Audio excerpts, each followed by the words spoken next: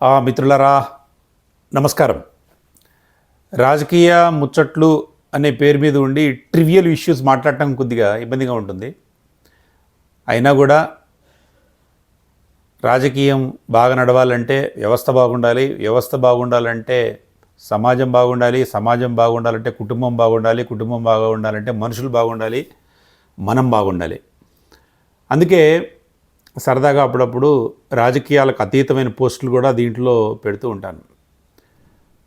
ఈరోజు ఇది చేయడానికి కారణం ఏంటంటే, ఆరోగ్యానికి సంబంధించి అందరికీ ఉపకరిస్తుంది అనే ఉద్దేశంతో చేస్తున్న వీడియో ఇది, చెప్తున్న మాటలు ఇవి.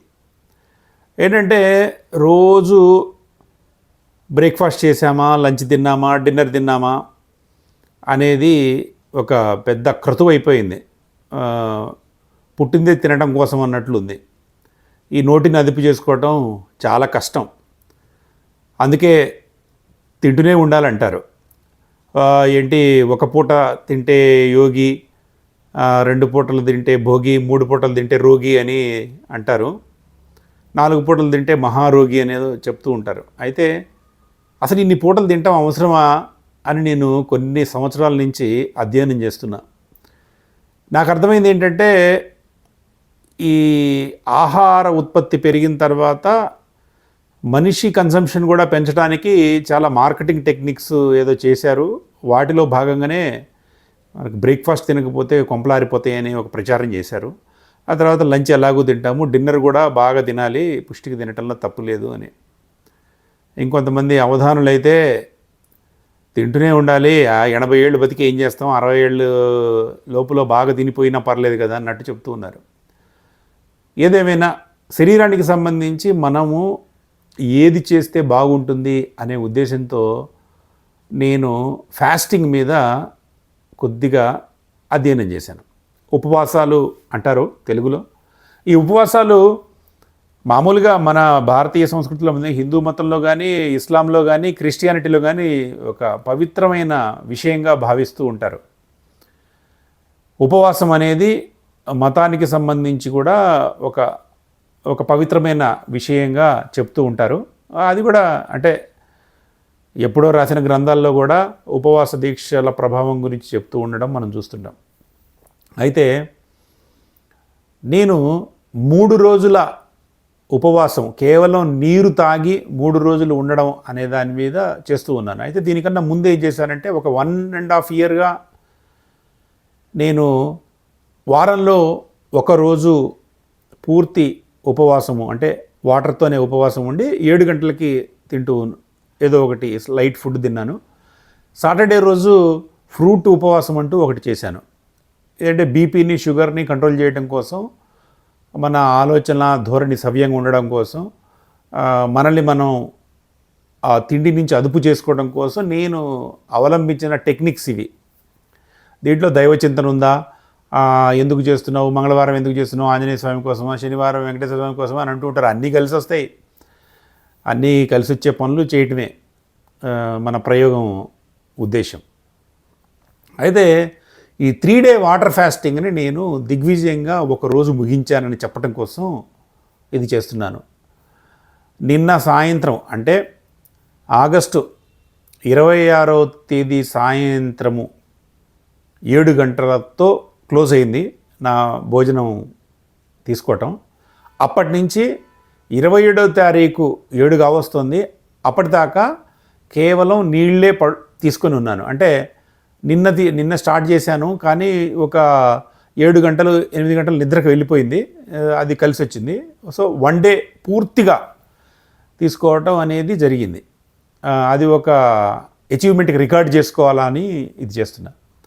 అయితే ఈ డే 1 ఉపవాసంలో అనుభవాలు ఏంటి అనేది కొంతమందికి ఆసక్తి కలిగించే అవకాశం ఉంది. నిజానికి చాలామందికి ఉపకరిస్తుందని కూడా నాకు అనిపిస్తుంది. ఏంటంటే, ఈరోజు సరే నిన్న 7 గంటలకు స్టార్ట్ చేస్తే మార్నింగ్ 7 గంటల దాకా దాదాపుగా అటు నిద్ర టైం అని అనుకోవచ్చు. మధ్యలో ఒకసారి 2 సార్లు లేచి ఉంటాను. ఆ తర్వాత లేవగానే ఒక బ్లాక్ కాఫీ తాగాను. ఈరోజు కంప్లీట్గా తేనె నీళ్లు కానీ, లేకపోతే పాలు ఉన్న నీళ్లు కానీ ఏవి తాగకూడదు, పాలు ఉన్న టీ కానీ కాఫీ కానీ తాగకూడదని పెట్టుకున్నా. కాబట్టి మా అబ్బాయి పొద్దున్నే బ్లాక్ కాఫీ ఒకటి తయారు చేసి ఇచ్చాడు. అది చాలా బాగుంది. బ్లాక్ కాఫీ తాగిన తర్వాత నేను డీటాక్స్డ్ వాటర్ అని ఒకటి తయారు చేసుకుంటుంటాను. దాంట్లో కీరా, బీట్రూటు, పుదీనా, నిమ్మకాయ, చియా సీడ్స్ అవన్నీ మిక్స్ చేసిన ఒక వాటరు, ఆ వాటర్ బాటిల్లో వేసుకొని ఉంచుతాను. మార్నింగ్ అది తయారు చేశా. తర్వాత ఇంట్లో ఏదో పని ఉందని అంటే కొద్దిగా ఒక 2 కిలోమీటర్లు నడిచా, బయట దాకా పోయి ఏవో వస్తువులు తీసుకొచ్చాను. ఆ తర్వాత ఇంకా ఈ ఎలాంటి ఎక్కువ ఒత్తిళ్ళు లేని పనులు పెట్టుకోకూడదు ఇవాళ అని ఏదో పేపర్లు చదివాను. తర్వాత నిజానికి ఫేస్బుక్లో ఏదో ఒకటి రాస్తుంటాను, కానీ అది కూడా ఆపేశాను. అదేదో ఒక ప్రాసెస్ చేయటం దేనికి, మైండ్కి ఎంత స్ట్రెయిన్ ఇవ్వటం దేనికి అని. ఆ తర్వాత ఏదో చిన్న చిన్న పనులు, ఇంట్లో పనులు ఇవి చేసుకుంటున్నా. న్యూస్ పేపర్ చదివాను. ఆ పుస్తకాలు ఏం చదివితే బాగుంటుందా అని ఆలోచించాను. ఆ తర్వాత ఈ లోపల ఒక మిత్రుడు వచ్చాడు 1 గంటకి. అతనితో 3 గంటల దాకా కొద్దిగా వాకింగ్ చేస్తూనే చాలాసేపు మాట్లాడాము.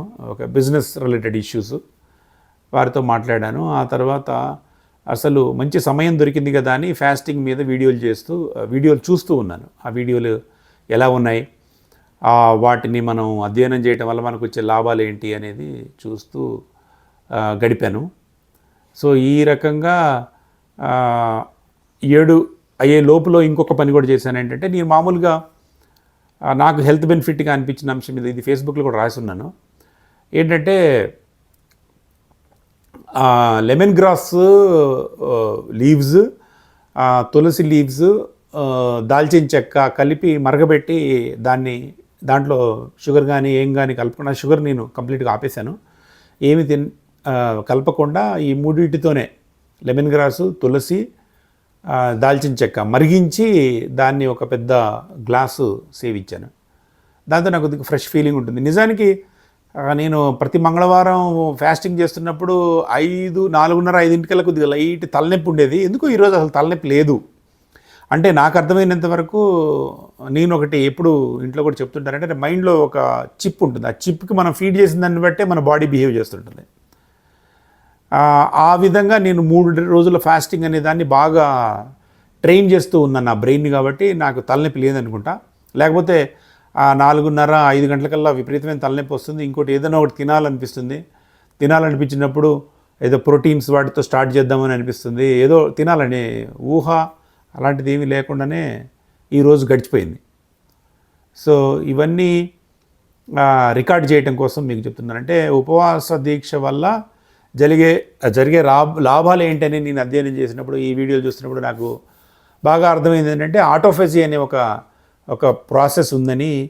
దాంట్లో భాగంగా మనము ఆహారం తీసుకోవటం ఆపేస్తే ఆ గ్లూకోజ్ లెవెల్స్ మామూలుగా తగ్గిపోయి లోపట ఏదో డ్యామేజ్డ్ సెల్స్ని మంచి సెల్స్ తినేసి కొత్త ఒక ప్రక్రియ ఏర్పడుతుందని ఆటోఫేజీ ఫేజ్ అని అంటారు. ఇది 24 గంటల తర్వాత స్టార్ట్ అవుతుందని, దానివల్ల శరీరం తనంతట తాను రిపేర్ చేసుకుంటుందని చెప్తూ ఉంటారు.